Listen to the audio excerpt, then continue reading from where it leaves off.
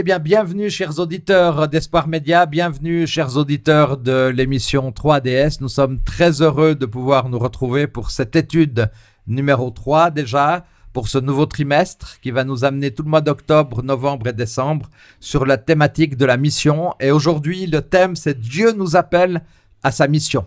Alors, bienvenue, chers auditeurs, abonnez-vous, continuez à nous regarder comme vous le faites depuis maintenant vraiment quelques temps, même plus que quelques temps. Et puis, bien, je suis très heureux, comme il y a 15 jours, d'accueillir nos invités. On y reviendra tout à l'heure. On y reviendra même tout de suite, si ce n'est que j'aimerais quand même avant vous dire que le thème d'aujourd'hui, c'est Dieu nous appelle à sa mission. Dieu nous appelle à sa mission. Alors, c'est magnifique d'être appelé par le Dieu créateur pour cette mission extraordinaire qu'il nous confie. Alors, je vais demander à Nicolas Porchet de se présenter. Alors voilà, Nicolas Porchet, donc je suis marié, membre de l'Église d'Yverdon, je travaille, je suis entrepreneur. J'ai 3 enfants et 5 petits-enfants et un 6e en devenir au mois de novembre. Donc voilà, on attend cet heureux événement avec plaisir. Et puis voilà. Passionné de mission aussi. Tout à fait. Okay. Marcel, oh oui. Alors, je suis marié, père de 3 enfants et j'ai 8 petits-fils. Rien que ça. Rien que ça, oui. Oui. Entre la théologie et puis t'occuper de tes 8 petits-enfants, ça fait du deux boulot. journées bien chargées. Ça fait du boulot, oui. Super. Donc, on est très content de vous avoir comme il y a de cela 15 jours. Et puis, d'ici quelques instants, nous allons pouvoir démarrer pleinement notre émission.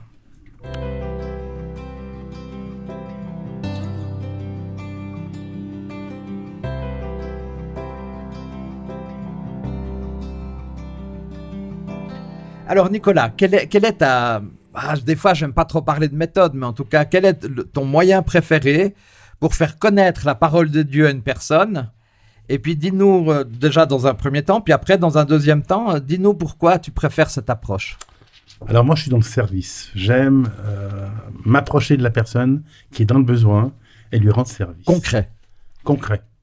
Pas être sur les nuages. Non, concret, parce que je trouve que souvent, on est trop philosophique. Moi j'aime ça, et j'ai vu quand j'étais directeur d'une école adventiste au sud du Texas, on allait de temps en temps avec les étudiants aider les personnes en difficulté, et c'était une expérience très enrichissante, non seulement pour les personnes qui recevaient l'aide, mais aussi pour les jeunes et moi-même qui participions à ce développement-là. Et puis vous avez senti vraiment une bonne réception de la part de ces personnes? Alors, en tout cas, un des jeunes qui a participé quasiment pendant 3 ans, qui était d'origine chinoise et totalement athée, a décidé de prendre le baptême. Donc, ça a dû le toucher, quelque part, cette mission qu'on faisait. Non seulement aussi la vie aussi sur le campus de cette école. Et il est devenu adventiste, alors que toute sa famille est restée hors du système adventiste. Voilà. J'avais lu une fois le titre, en tout cas, d'un manuel qui disait... l'évangélisation par les services rendus, c'est un peu ça alors. C'est ça, ouais, tout à fait. Et toi Marcel, tu as une approche particulière pour évangéliser?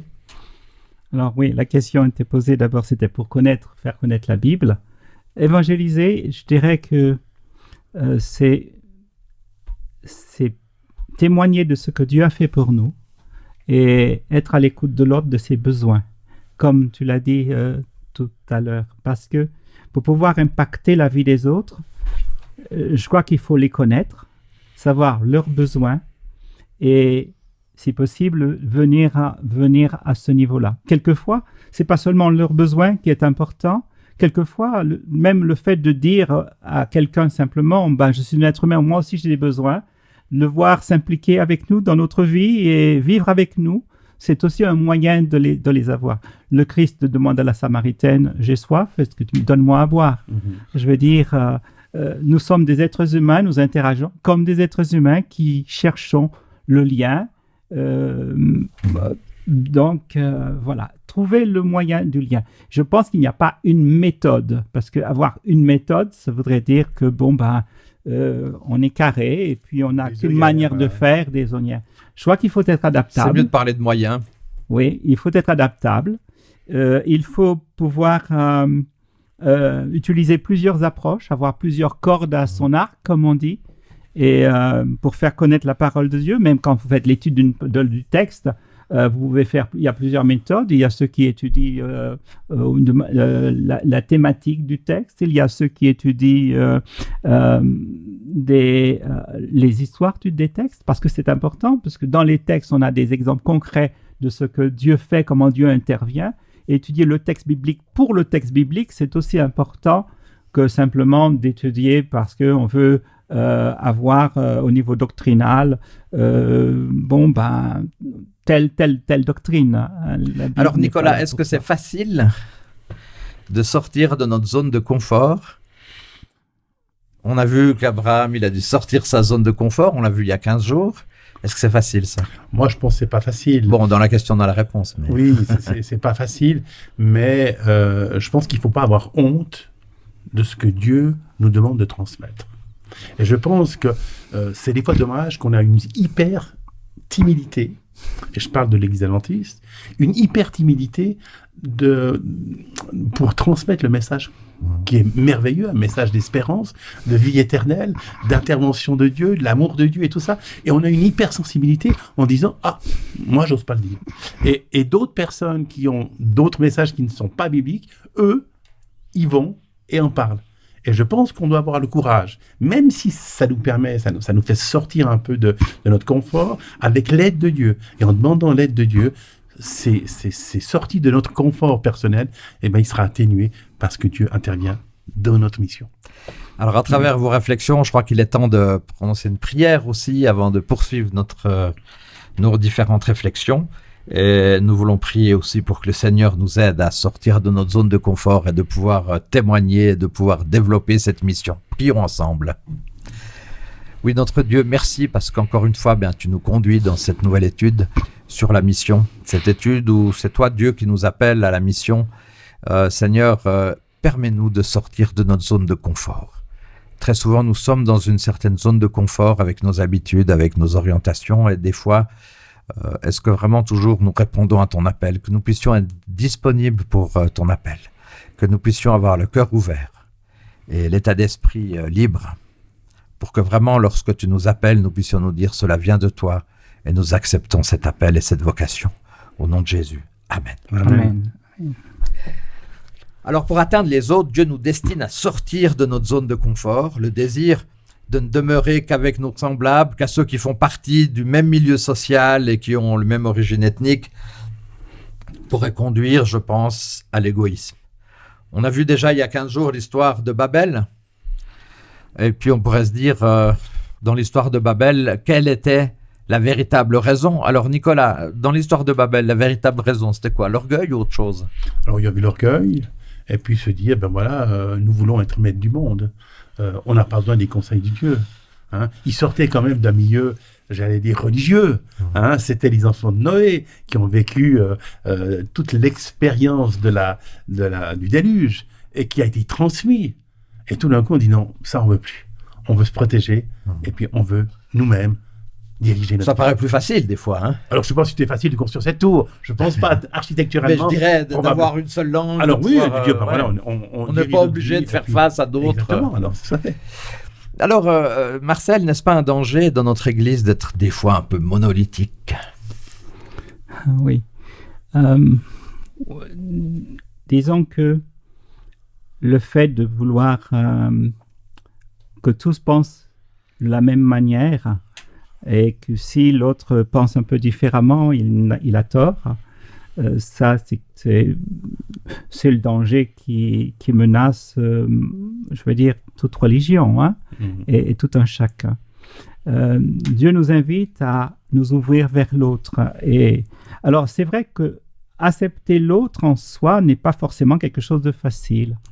Vivre avec les autres, on pense que tout seul, je fais tourner les choses. Et l'autre, c'est un empêcheur de tourner, un empêcheur de vivre en rond. Hein. Donc, il y a cet aspect-là. Tout à l'heure, on a parlé de confort. On pense que c'est beaucoup plus confortable si tout le monde pense pareil. Je vois qu'il faut se dire que l'important n'est pas que tous pensent exactement pareil sur tout, mais qu'on soit animé par un même amour, un même respect de l'autre, et qu'on puisse accepter de discuter et de cheminer ensemble. Parce que dans la pensée, elle est tout le temps en perpétuelle évolution. Je veux dire que ce que je connaissais de Dieu il y a 20 ans, ce n'est pas la même pensée que j'ai sur Dieu aujourd'hui. La vie s'est chargée de me transformer. Et puis l'étude de la parole de Dieu aussi m'a fait cheminer. Et en étudiant ensemble, on chemine ensemble. On accepte d'avoir des questions de l'autre. Tout à l'heure,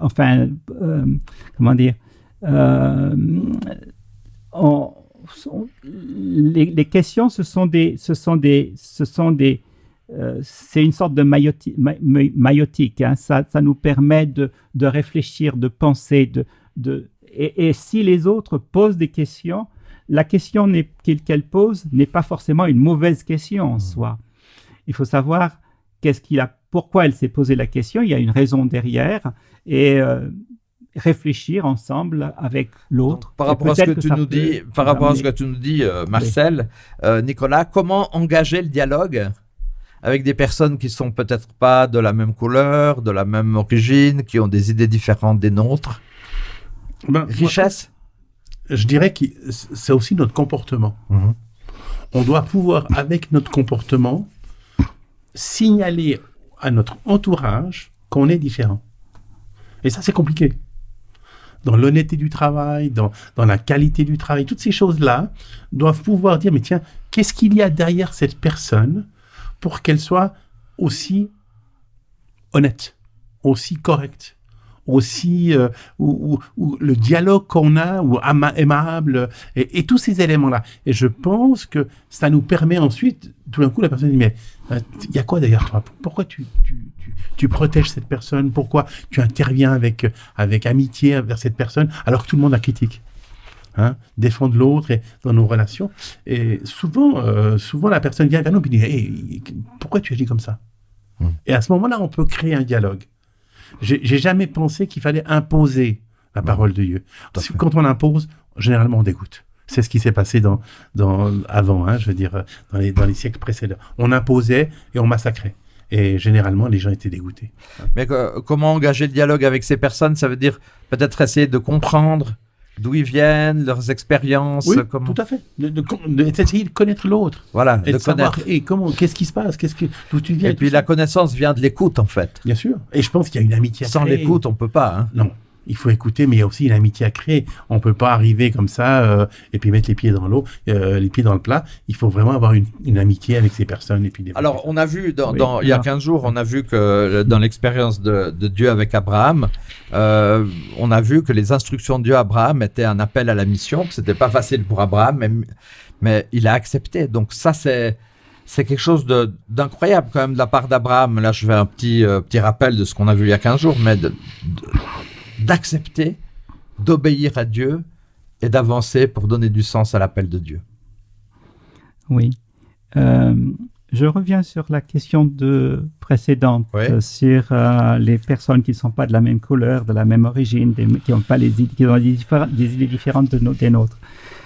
Juste parce que ça me rappelle Paul qui dit qu'il se fait tous à tous. La capacité d'essayer de comprendre l'autre. Dieu, bien sûr, n'avait pas besoin de devenir un homme pour nous comprendre, parce que c'est lui qui nous a créés.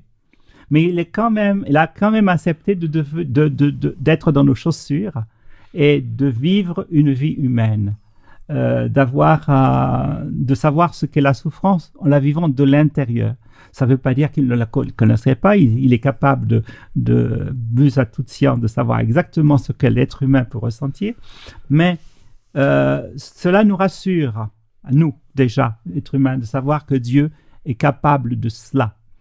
Et je crois que pouvoir se mettre dans la chaussure de l'autre, essayer de comprendre, avant tout, même si elle est de la même couleur, de la même origine et qu'elle a des idées différentes de nous, c'est un être humain.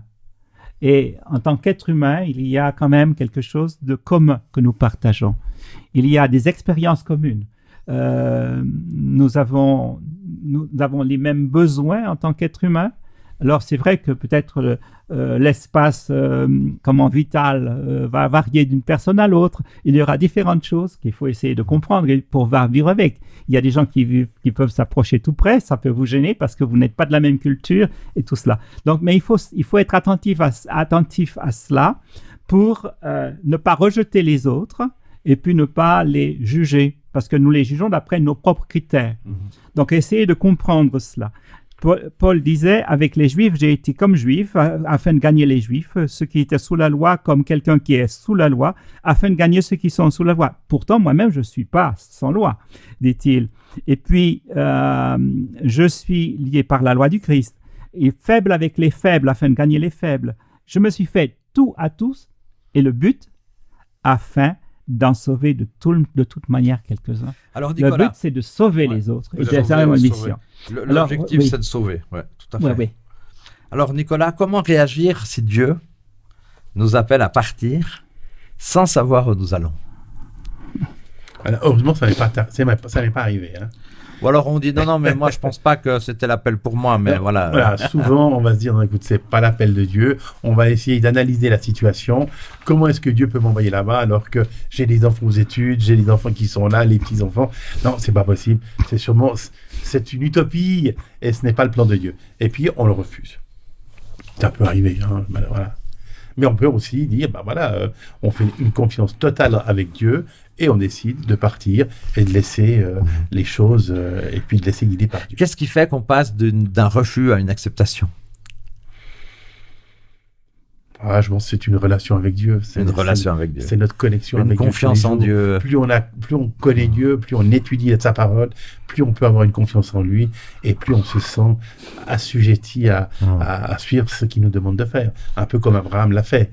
Il n'a pas posé de questions, il est parti. Mais ça ne veut pas dire que... Regardez Gédéon. Gédéon, il était dans son champ. Il a demandé des signes. Et il lui a dit non, moi je n'y vais pas. Et puis qu'est-ce qu'a fait Dieu alors? Il a toujours répondu. Il a répondu, il a donné des signes. Donc ça ne veut pas dire qu'avoir des doutes, c'est nécessairement négatif. Tout à fait. Et Jésus sur la croix, quand il a dit mon Dieu, pourquoi m'as-tu abandonné? Si ça, c'est pas un doute. Alors, dans l'expérience d'Abraham, les Cananéens étaient des païens connus pour leur cruauté, leur violence. Et pourtant, Dieu dit, je donnerai ce pays à ta descendance. Ça aussi, c'est quelque chose d'assez incroyable. Ça me rappelle un peu l'expérience de Jonas, qui à un moment donné s'est dit, mais mince alors, si tout cela doivent être convertis, c'est ces crapules qui faisaient des tas de choses mauvaises. On peut comprendre un peu Jonas, mais on va y revenir dans une autre étude.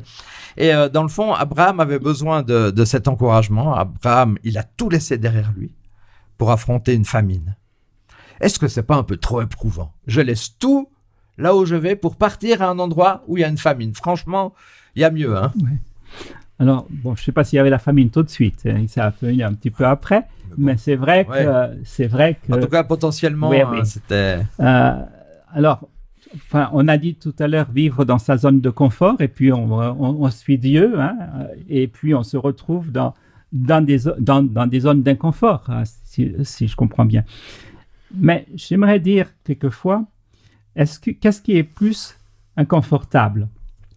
Le fait de suivre Dieu ou de ne pas le suivre. Je prends les trois jeunes personnes, les trois jeunes Hébreux qu'on va jeter dans la fournaise.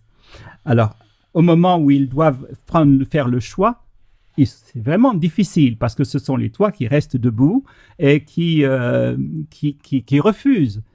On les menace, ils refusent. Ça doit être une situation assez inconfortable d'être seul contre tous. Et puis voilà qu'on les jette dans la fournaise.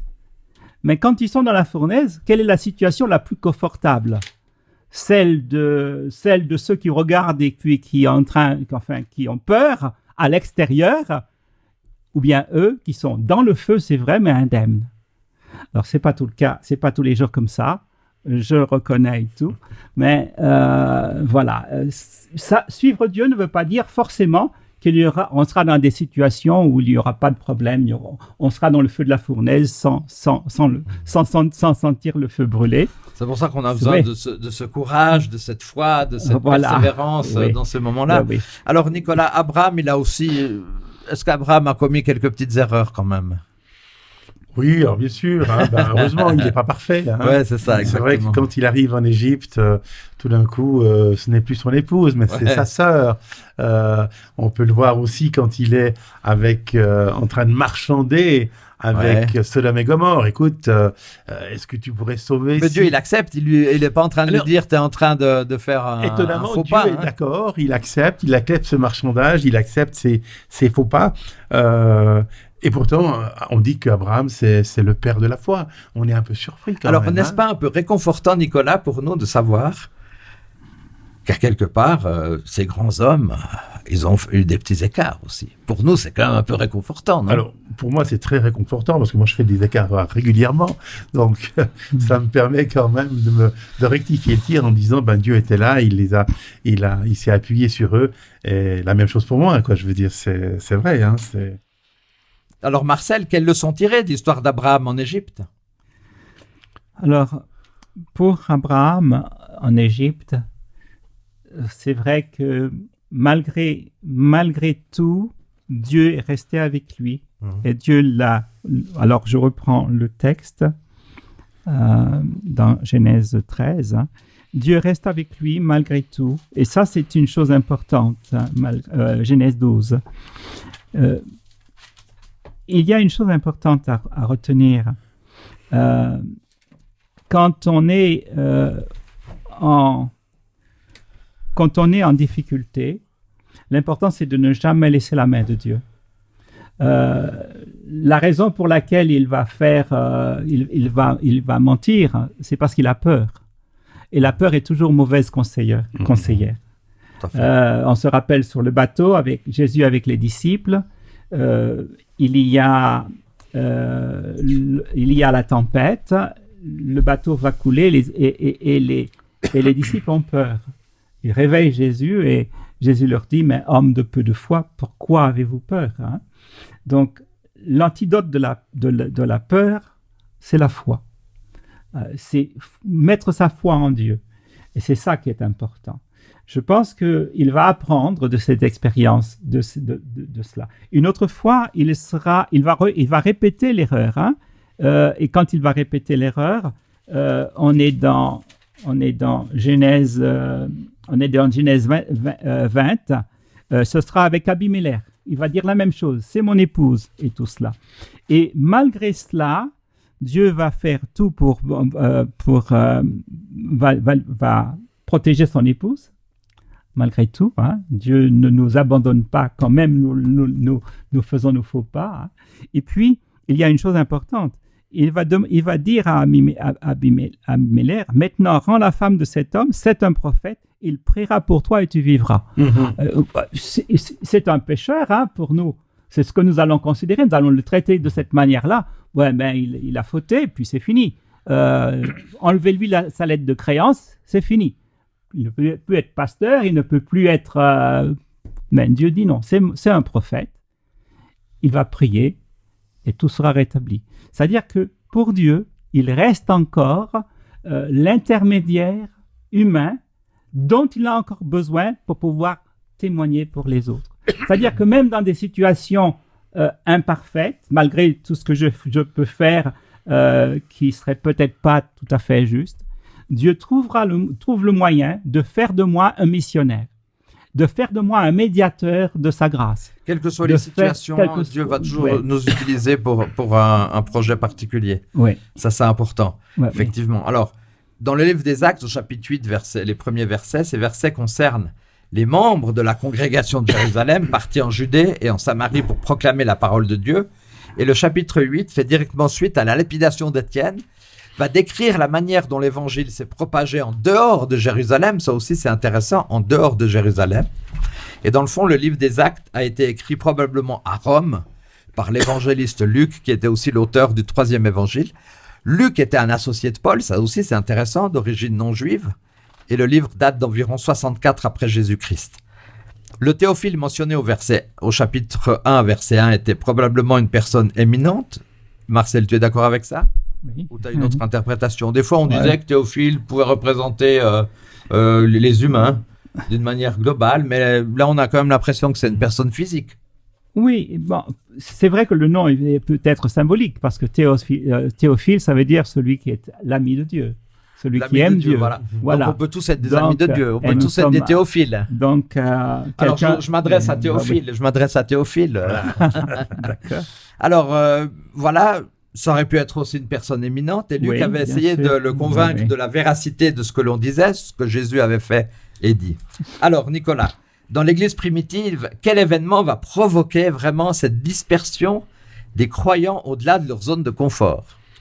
C'est vrai qu'après le lapidage d'Étienne, Saul de Tarse était très préoccupé à lutter contre cette nouvelle religion qui était perturbante pour le sacro-saint du pays d'Israël, et il va les persécuter en allant dans les maisons, en les tuant et tout ce qui en s'ensuit. Et c'est à ce moment-là que les gens ont dû quitter Jérusalem pour aller se réfugier dans d'autres régions et pour annoncer le message. Donc la persécution, c'est dramatique.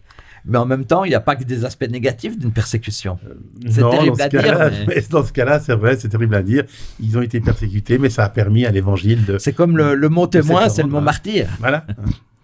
Oui, ce sont les bénéfices collatéraux, on va dire. Voilà, les bénéfices. C'est pas ce qu'on va chercher, Parce qu'alors là, ça serait vraiment pas un bon message qu'on donnerait si on va chercher la persécution. Mais dans la persécution, Dieu va toujours trouver un moyen de trouver des solutions pour permettre à ce que cette mission puisse avancer. On prend le cas de Jonas sur le bateau.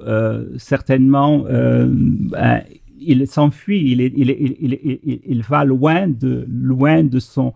de l'endroit où Dieu l'envoie. Donc, il part loin, il part à l'opposé de la mission.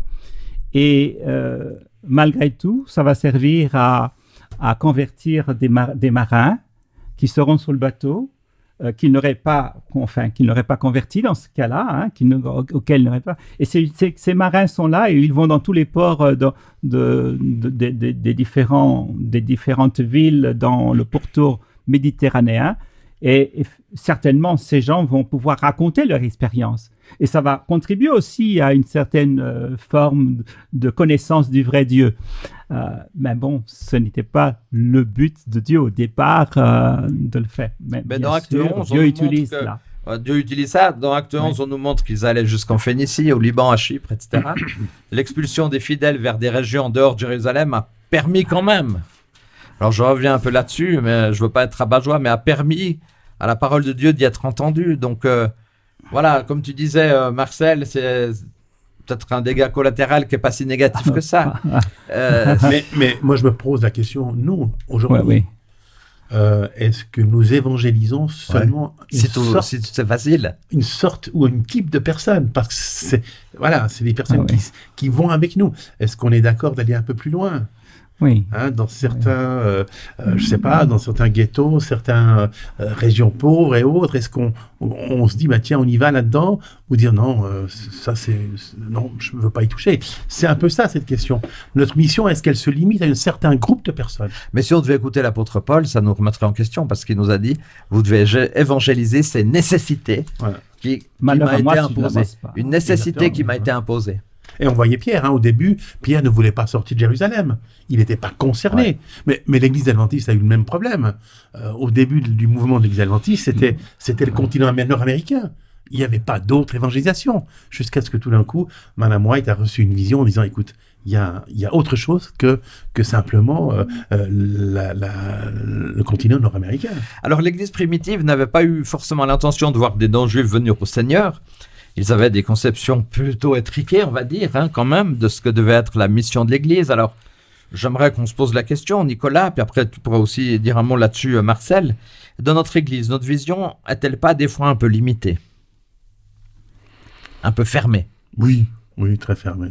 Mais pourquoi? Des peurs? Moi, je pense que c'est la peur. La peur du regard de l'autre, c'est la peur de se faire critiquer, c'est la peur d'être mis de côté. Et récemment, j'avais une jeune fille qui me disait « Tu te rends pas compte ce que j'ai vécu à l'école primaire. je sortais à la récréation parce que j'étais différente, je jouais toute seule. Ouais. Terrible. Non, c'est terrible. Terrible. Un enfant Non, de 6 à 10 ans qui se dit ça et qui se rappelle de ça encore maintenant à 20 ans. Il dit waouh. Et certainement, nous, comme chrétiens, on n'a pas bien envie d'être mis du côté de la société en général. Alors Marcel, par rapport à tout ça, on a vu quand même l'expérience et la mission de Pierre. Qu'est-ce qui fait que Pierre a pu sortir à un moment donné de sa zone de confort et c'était pas gagné d'avance? D'accord. Je pense que le fait d'avoir vécu avec Jésus, d'avoir vu certainement, alors peut-être qu'il ne s'en rend pas compte, ce n'est qu'après que quand il lui-même aura à faire de l'évangélisation qu'il va s'en rendre compte. Mais au début, quand il est avec le Christ, il y a certainement la manière dont le Christ est comporté, par exemple avec la syrophénicienne, avec la samaritaine, avec d'autres, qu'il se rend compte que son sauveur, lui, ne met pas de barrière. Et que son sauveur voit les choses différemment que lui. Vivre avec un être qui a un amour débordant pour tous les autres, quand vous êtes en sa présence, quand vous êtes un Jean, vous dites on est tous un disciple bien-aimé, parce que quand il s'appelle le disciple bien-aimé, c'est ce qu'il ressent, mais il devait dire, mais c'est le même amour que le Christ a pour tout le monde. Même si, le plus jeune, il le ressent et voilà. Il se sent protégé par ce Christ et tout cela. Donc, vivre avec le vécu qu'ils ont eu pendant les 3 ans et demi, cela les a certainement formés. Quand le Christ dit « Je n'ai été envoyé qu'aux brebis perdues de la maison d'Israël », cette femme qui reconnaît Jésus-Christ comme étant le fils de David, reconnaît ce fils comme étant le roi d'Israël. Déjà par son désir, elle voudrait être bénie par ce roi d'Israël. Elle veut entrer dans cette congrégation d'une certaine manière. Et c'est pourquoi Jésus va dire que sa foi est grande. Et c'était une leçon pour que eux, plus tard, puissent s'ouvrir à toutes ces personnes grecques, tous les syrophéniciens et tous les autres de l'époque. Et puis, bien sûr, déjà, quand il va chez un tanneur qui est considéré comme quelqu'un d'impur parce qu'il travaille avec les peaux mortes, etc., c'est déjà un grand pas. Me dire, oui, c'est vrai, peut-être ce tanneur était déjà croyant, c'est plus facile. Et autres. Donc, on voit déjà que quand c'est un croyant qui est autre, elle fait moins de barrières. Et puis, il y a un élément aussi important, c'est la prière. C'est au moment de la prière que notre ami qui est aussi en prière à la même heure, à la 9e heure, 3 heures dans l'après-midi, que notre ami Cornelius reçoit une vision qui lui dit d'aller vers Pierre, vers Pierre. Et quand les messagers arrivent plus tard, eh bien, c'est au moment de la prière, quand il est sur le toit, que Dieu le prépare déjà avec la vision. Dans la prière, au moment de prier. Et quand on frappe à la porte, il a la réponse au sens de la vision qu'il voit. Donc, je crois que c'est Dieu lui-même qui l'a préparé. Dieu l'a préparé par le temps qu'il a passé avec Jésus, et Dieu l'a préparé aussi parce qu'il continue d'être en communion avec son Dieu, dans la prière, dans la vision. C'est Dieu qui nous donne la vision nécessaire pour pouvoir évangéliser. Si nous voulons être missionnaires, nous devons être des hommes de prière et des hommes de vision. Alors, Nicolas, qu'est-ce que tu penses de cette idée ?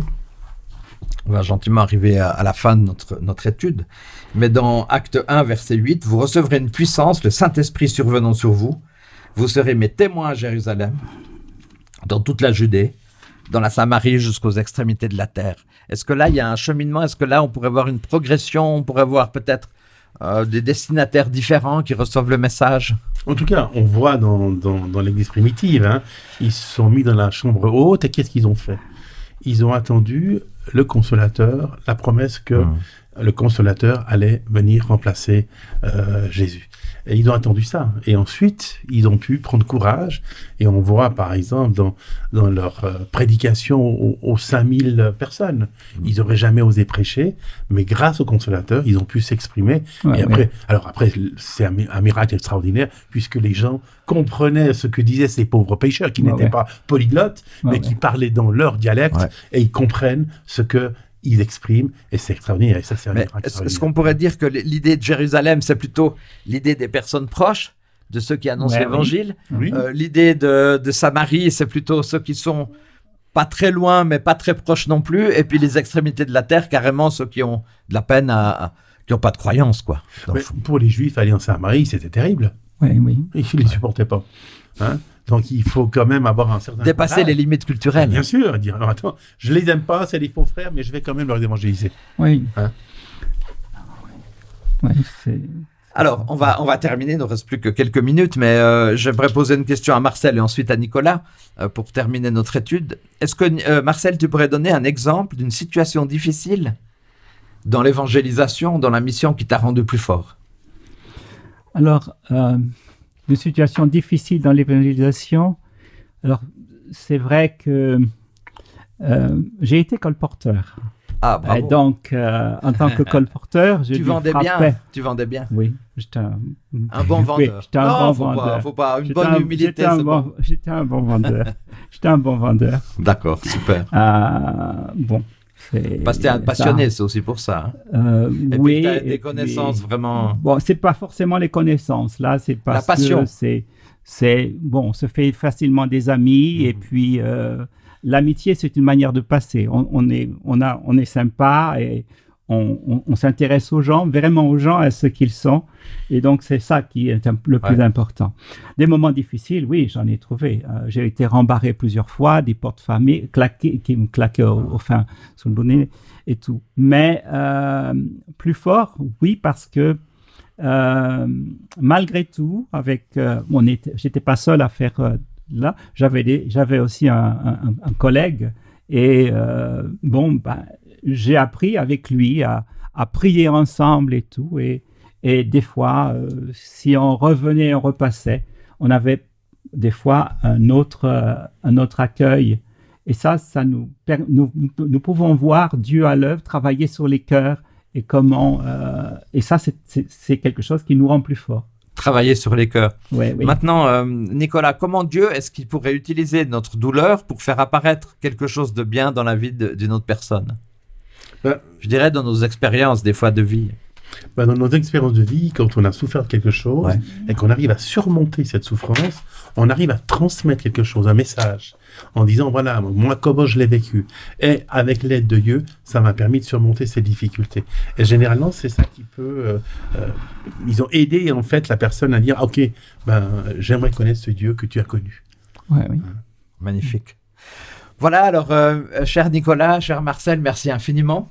On va vous retrouver encore bientôt, dans 15 jours déjà, pour l'étude numéro 5. Voyez, chers auditeurs, qu'on avance bien dans cette étude sur la mission, ça fait plaisir de pouvoir continuer d'avancer, de pouvoir continuer de partager cette parole extraordinaire. Et Marcel, je te demande de nous terminer brièvement par une prière. Père, merci d'être avec nous.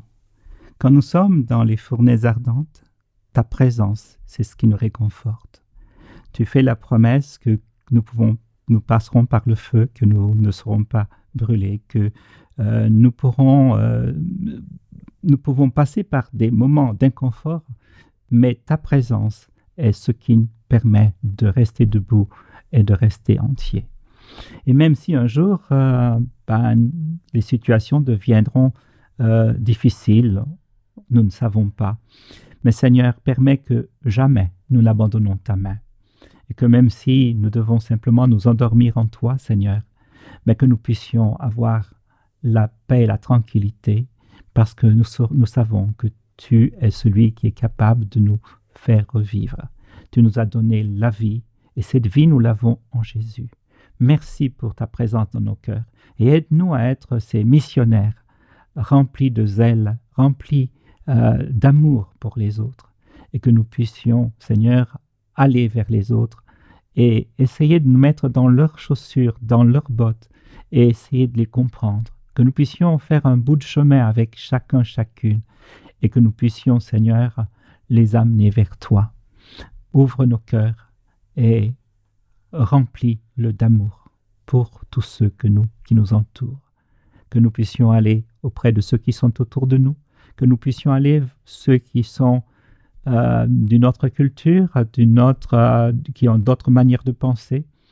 Et qui sait, si un jour nous sommes à l'autre bout du monde et que nous sommes simplement des touristes, eh bien que nous puissions trouver quand même le moyen de parler de toi et de témoigner pour toi, quel que soit l'endroit où nous sommes. Nous te prions au nom de Jésus. Amen. Amen. Amen. Nicolas Barcel, à dans 15 jours. Chers auditeurs, à la semaine prochaine. Que le Seigneur nous bénisse, que le Seigneur nous aide toujours à continuer cette œuvre et cette mission qu'on n'arrête pas de partager avec amour et avec relation. À bientôt. Bye bye. Au revoir.